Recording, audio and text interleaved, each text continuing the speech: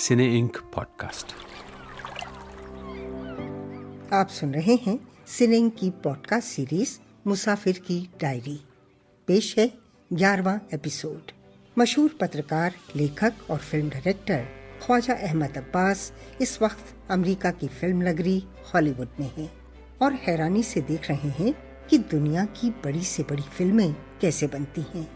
याद रहे कि हॉलीवुड में आने तक अब्बास साहब की दिलचस्पी सिर्फ फिल्में देखने तक महदूद थी।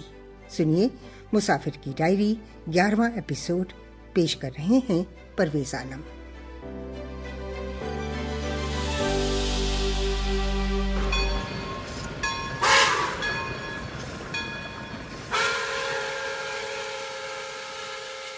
जादू खाने। एक हफ्ते के क़याम में मैंने हॉलीवुड की कंपनियों के कई स्टूडियो देखे, जिनमें वार्नर ब्रदर्स और आरकेओ रेडियो ख़ास तौर से काबिल ज़िक्र हैं। वार्नर ब्रदर्स शायद तमाम हॉलीवुड में सबसे बड़ी कंपनी है।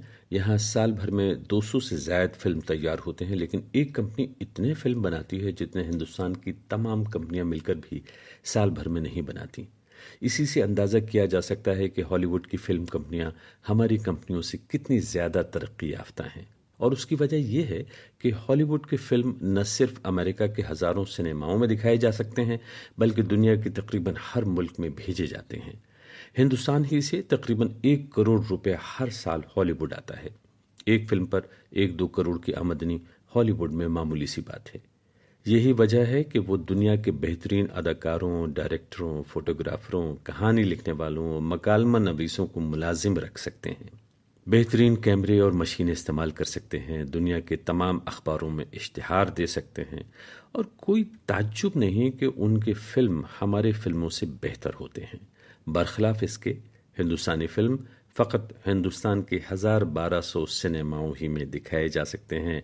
सिनेमा के टिकटों की कीमत भी हिंदुस्तान जैसे गरीब मुल्क में बहुत कम है।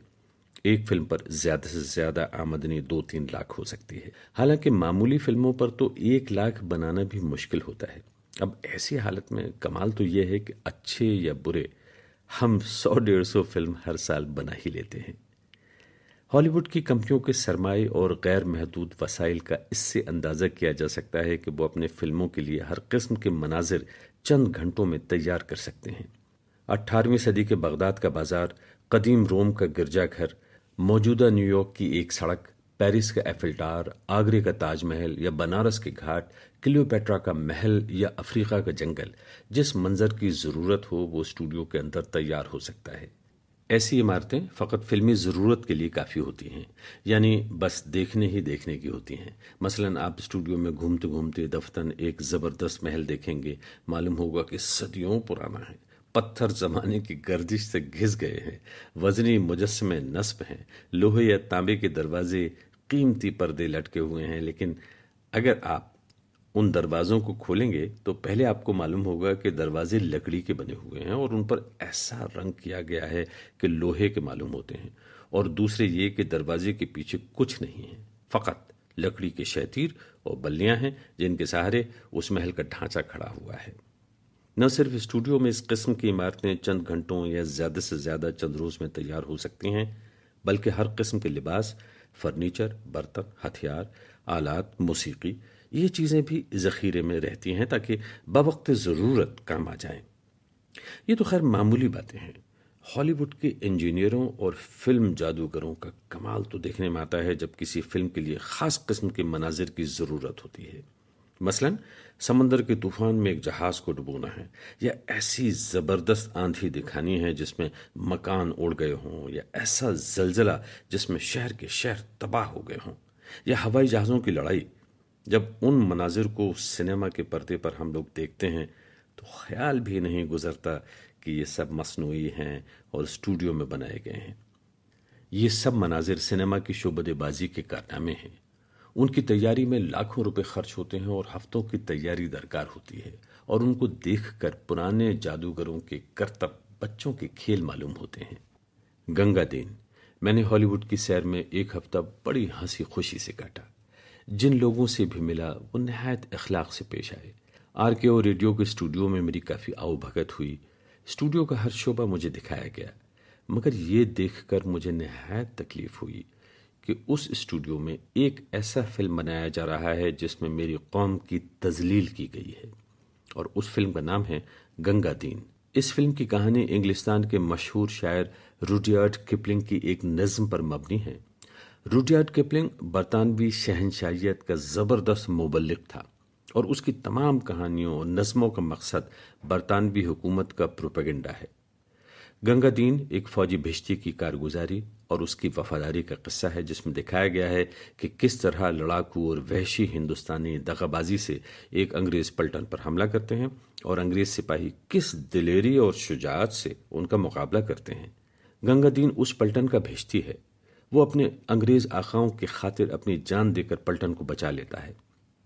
اس کہانی کا مقصد ہندوستانیوں کو یہ سکھانا ہے کہ ان کو بھی گنگا دین کی طرح وفادار رہنا چاہیے، اور تمام دنیا کو یہ جتانا ہے کہ سوائے گنگا دین جیسے چند وفادار ملازموں کے سب ہندوستانی ظالم اور وحشی ہوتے ہیں۔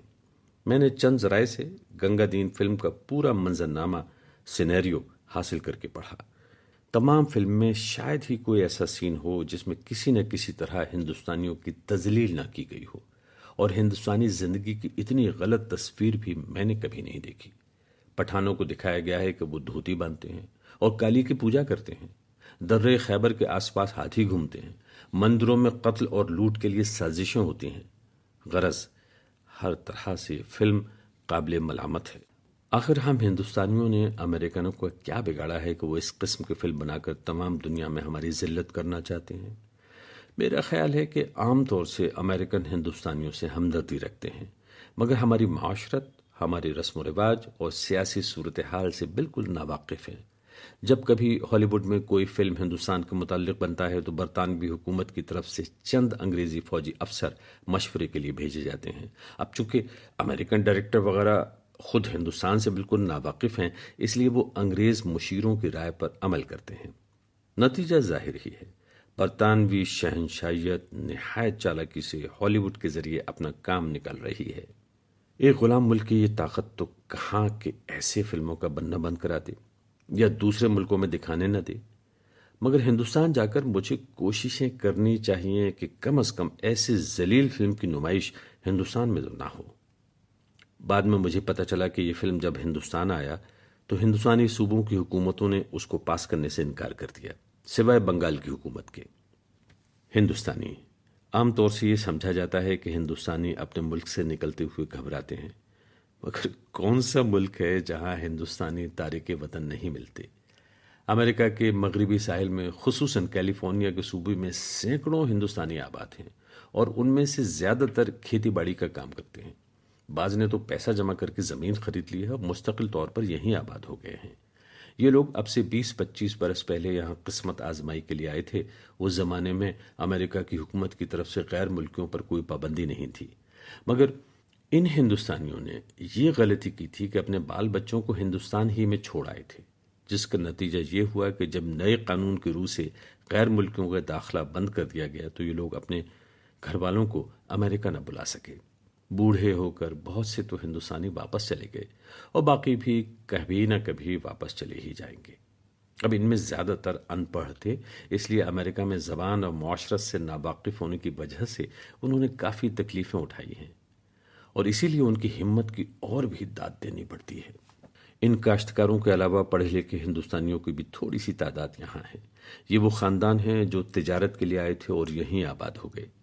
سین فرانسسکو میں ایک ہندوستانی لیڈی ڈاکٹر ہیں، اور لاس اینجلس میں طالب علموں کے علاوہ چند ہندوستانی ہیں جو کبھی کبھی ہندوستانی یا مشرقی فلموں میں کام کر کے پیٹ پالتے ہیں۔ سید حسین لاس اینجلس میں سید حسین سے بھی ملا، جو کسی زمانے میں ہمارے اخبار بامبے کرونیکل کے اسسٹنٹ ایڈیٹر اور مشہور قوم پرست لیڈر تھے۔ کوئی 15 سال سے وہ امریکہ میں مقیم ہیں، اور اپنے مضامین اور لیکچروں کی وجہ سے انہوں نے کافی نام کمایا ہوا ہے۔ اب وہ لاس اینجلس کی یونیورسٹی میں ہندوستانی تاریخ اور تمدن کے پروفیسر ہیں، اور تعلیمی حلقوں میں نہایت عزت کی نگاہ سے دیکھے جاتے ہیں۔ پچھلے سال وہ چند ماہ کے دورے کے لیے ہندوستان گئے تھے۔ جب بمبئی میں ان سے ملا تھا تو لاس اینجلس میں میرے مختصر قیام کے دوران میں سید حسین سے مجھے کافی مدد ملی اور کئی دعوتیں کھانے میں آئیں۔ ایک اور ہندوستانی رام بگائی سے بھی اتفاقیہ ملاقات ہوتی ہے، اور نہایت ہی مفید ثابت ہوئی۔ رام بگائی کے مرحوم والد تجارت کی غرض سے 20 سال پہلے پنجاب سے امریکہ آئے تھے، جب رام کی عمر 20 برس کی تھی۔ اب وہ اپنی والدہ کے ساتھ رہتا ہے اور یونیورسٹی میں فلم سازی کی تعلیم حاصل کر رہا ہے۔ نہایت تیز اور ہمدرد نوجوان ہیں۔ ہر ہندوستانی مسافر کی ازحد خاطر مدارت کرتا ہے اور کئی ہندوستانی اخباروں اور رسالوں کے لیے فلموں کے متعلق مضمون لکھتا ہے۔ بگائی اور اس کی والدہ نے پوری ہندوستانی مہمان نوازی برتی اور اصرار کیا کہ میں دونوں وقت کا کھانا ان کے ساتھ کھاؤں۔ کھانا اور ہندوستانی وضع کا پکا ہوا، بھلا کون انکار کر سکتا ہے۔ رام بگائی اور اس کے چند عزیزوں سے مل کر جو سین فرانسسکو سے آئے ہوئے تھے، مجھے اندازہ ہوا کہ دوسرے ملکوں میں جو ہندوستانی پڑے ہوئے ہیں ان کو اپنے وطن اور ہم وطنوں سے کتنی محبت ہے۔ امریکہ کا گاندھی لاس اینجلس کے قریب ہی ایک مقام پیساڈینا ہے، جہاں میں دنیا کے مشہور سوشلسٹ مصنف ایپٹن سنکلیئر سے ملا۔ اپنی سادگی، رحم دلی اور خدمت خلق کے جذبے کے اعتبار سے وہ امریکہ کا مہاتما گاندھی کہلانے کا مستحق ہے۔ ادبی قابلیت تو ایپٹن سنکلیئر کی مانی ہوئی ہے۔ 60 برس کی عمر میں پوری 60 کتابیں لکھی ہیں، جن میں سے ہر ایک میں خواہ وہ ناول ہو، معاشیات پر کتاب ہو یا نظم، اس نے ظلم، جہالت، بے انصافی اور سرمایہ داری کے خلاف جہاد کیا ہے۔ یہ کتابیں لاکھوں کی تعداد میں بکی ہیں اور درجنوں زبانوں میں ان کے ترجمے شائع ہوئے ہیں۔ ہندوستان کی شاید ہی کوئی ایسی زبان ہو جس میں ایپٹن سنکلیئر کی کتابیں شائع نہ ہوئی ہوں۔ عام امریکنوں کی طرح ایپٹن سنکلیئر ہندوستان کے حالات سے ناواقف نہیں ہیں۔ کتابوں اور اخباروں کے ذریعے اس نے ہر مسئلے پر خود کو باخبر رکھا ہے۔ تھوڑی دیر کی گفتگو کے بعد ایپٹن سنکلیئر نے مجھ سے کہا، تم قومی کانگریس کے ممبر تو ضرور ہوگے، مگر یہ بتاؤ کہ گاندھی کے زیادہ قائل ہو یا جواہر لال کے؟ اب اس کے بعد ہندوستان میں سوشلزم کے مستقبل کے متعلق دیر تک باتیں ہوتی رہیں۔ 3 گھنٹے کی یادگاری گفتگو کے بعد جب میں رخصت ہوا تو سنکلیئر نے مہربانی سے مجھے اپنی چند کتابیں تحفے میں دیں۔ ان کے بدلے میں نے جواہر لال نہرو کی اپنی لکھی ہوئی سوانح عمری نظر کی اور اس طرح ہندوستان کی 2 مشہور ہستیوں کا ایک دوسرے سے تعارف کرایا۔ ہالی ووڈ سے خطاب۔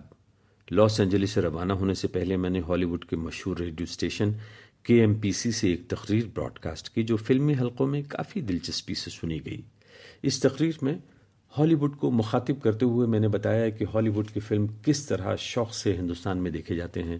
پھر میں نے ان فلمی ستاروں کو الگ الگ نام سے لے کر مخاطب کیا جو خاص طور سے ہندوستان میں مقبول ہیں، مثلاً پال منی، گریٹا گاربو، شرلی ٹیمپل، بیٹی ڈیوس وغیرہ۔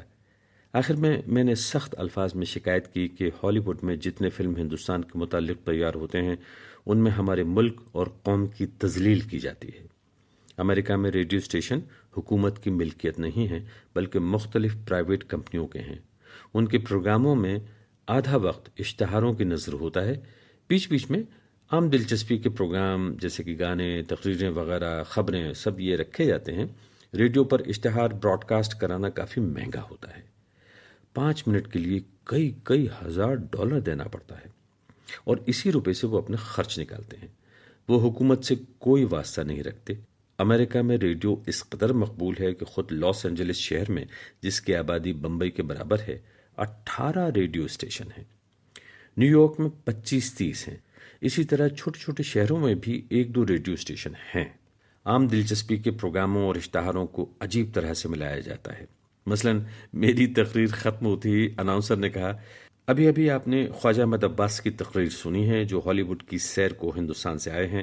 اگر آپ ہندوستان کا سفر کرنا چاہتے ہیں تو فلاں سفر ایجنسی سے آپ کو سب ضروری اطلاعات مل سکتی ہیں، اور ہاں، اگر آپ کو ہندوستانی مصنوعات کے سامان سے دلچسپی ہے تو یہ آپ کو فلاں دکان پر ملے گا۔ پیالے میں تماشا۔ لاس اینجلس کے آس پاس جو مشہور مقامات ہیں ان میں ایک تفریح گاہ ہے جس کو ہالی ووڈ بول کہتے ہیں، یعنی ہالی ووڈ کا پیالہ۔ پیالہ کیوں؟ اس لیے کہ اس مقام پر کئی پہاڑیوں کے بیچ میں جو وادی ہے وہ بالکل پیالے کی شکل میں ہے، اور ان پہاڑیوں کی ڈھلان پر پتھر کاٹ کر سیڑھیاں بنائی گئی ہیں جن پر 25-30 ہزار آدمی بیٹھ سکتے ہیں۔ 25-30 ہزار آدمی۔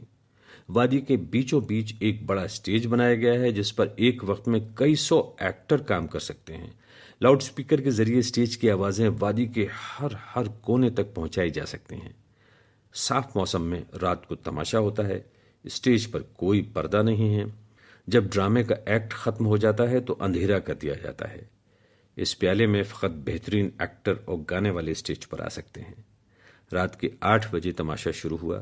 عجیب سما تھا. اوپر آسمان، جگمگاتے ہوئے تارے، ٹھنڈی ٹھنڈی ہوا، پہاڑیوں کی سیڑھیاں، 30,000 انسانوں سے پٹی ہوئی فضا میں ہلکا ہلکا شور، جیسے کروڑوں مکھیاں بھن بھنا رہی ہوں، اور پھر یکایک روشنیوں کا گل ہو جانا. مکمل اندھیرا، چاروں طرف خاموشی، جیسے 30,000 انسانوں نے سانس روک لیا ہو. اور پھر دور، بہت دور وادی کے بیچ میں دفتن روشنی. سب کی نگاہیں ایک ہی روشن نقطے پر جمی ہوئی. موسیقی ایک جھنکار کے ساتھ فضا پر چھا گئی. تماشا شروع ہو گیا. جس جگہ میں بیٹھا ہوا تھا وہاں سے اسٹیج کم از کم 3 فرلانگ نیچے ہوگا. ایکٹر بالکل گڑیوں کی طرح نظر آتے تھے، مگر آواز لاؤڈ سپیکر کے ذریعے اتنی صاف آتی تھی کہ مکالمے اور گانے لفظ بلفظ سنے جا سکتے تھے. اپنی عمر میں میں نے بہت تماشے دیکھے، مگر ایسا حیرت انگیز اور دل فریب تماشا پہلے کبھی نہ دیکھا تھا. ہالی ووڈ کے 2 رخ. ہالی ووڈ کی داستان بہت لمبی ہوتی جا رہی ہے. تو قصہ مختصر یوں ہے کہ نمبر 1، جہاں لاکھوں روپے ماہوار تنخواہ پانے والے فلمی ستارے اور ان کے شاندار مکان دیکھے، وہاں وہ تنگ اور تاریک مکان بھی دیکھے جہاں فلمی شہرت کے طلبگار اس امید میں رہتے ہیں کہ چھوٹے چھوٹے پارٹ کرتے کرتے وہ بھی کسی دن گریٹا گاربو اور جان کرافرڈ کی طرح مشہور اور امیر ہو جائیں گے. نمبر 2، جہاں اسٹوڈیوز میں صنعت اور سائنس کے حیرت انگیز کارنامے دیکھے اور قابل ڈائریکٹروں، اداکاروں اور لکھنے والوں سے ملا، وہاں یہ بھی دیکھا کہ کس طرح کروڑوں روپیہ اس صنعت میں بیکار صرف ہو جاتا ہے، کس طرح ناقابل اداکاروں کو پبلسٹی اور اشتہار بازی کے ذریعے سے مقبول بنایا جاتا ہے، کس طرح خود غرض فلم ساز اپنی ذاتی پسند اور ناپسندیدگی پر قابلیت اور لیاقت کو قربان کرتے ہیں.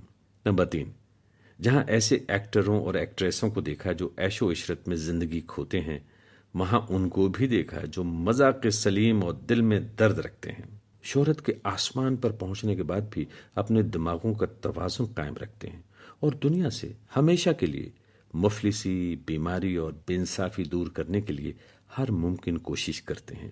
اسپین اور چین کے لیے چندہ جمع کرتے ہیں، بیکاروں کے خاطر تماشے کر کے روپیہ جمع کرتے ہیں، اسٹوڈیو کے چھوٹے درجے کے کام کرنے والوں کی تنخواہیں بڑھ جانے کے لیے اسٹرائک کرتے ہیں. نمبر 4، وہ ہوٹل اور ریستوراں بھی دیکھے جہاں گھنٹے میں لوگ ہزاروں روپے کھانے پینے میں صرف کر دیتے ہیں، اور دنیا کا وہ عجیب ترین ریستوراں بھی دیکھا جہاں باہر موٹے موٹے الفاظ میں لکھا ہوا ہے، کھانا کھانے کے بعد اگر آپ کا جی چاہے تو 1 پیسہ بھی ادا نہ کیجیے. دریافت کرنے پر معلوم ہوا کہ 1000 میں 2 خریدار اس اعلان سے فائدہ اٹھاتے ہیں. نمبر 5، اس اشتہار بازی کے مرکز میں نہ صرف سنیما اور تھیٹر اور صابن اور سگریٹ کے اشتہار دیکھے، بلکہ قبرستانوں اور گورکنوں کے بھی اشتہار دیکھے. ہمارے پربہار اور پرفضا قبرستان میں اپنے عزیزوں کو دفن کیجیے.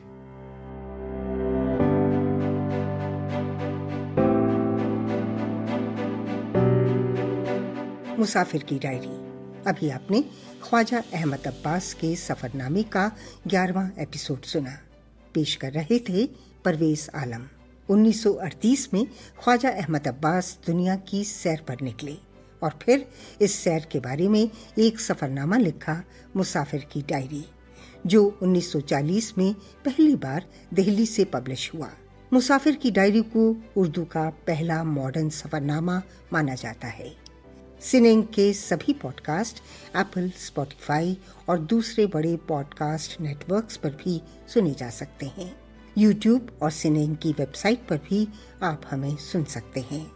ویب سائٹ کا پتہ ہے sineng.com. مسافر کی ڈائری جاری ہے.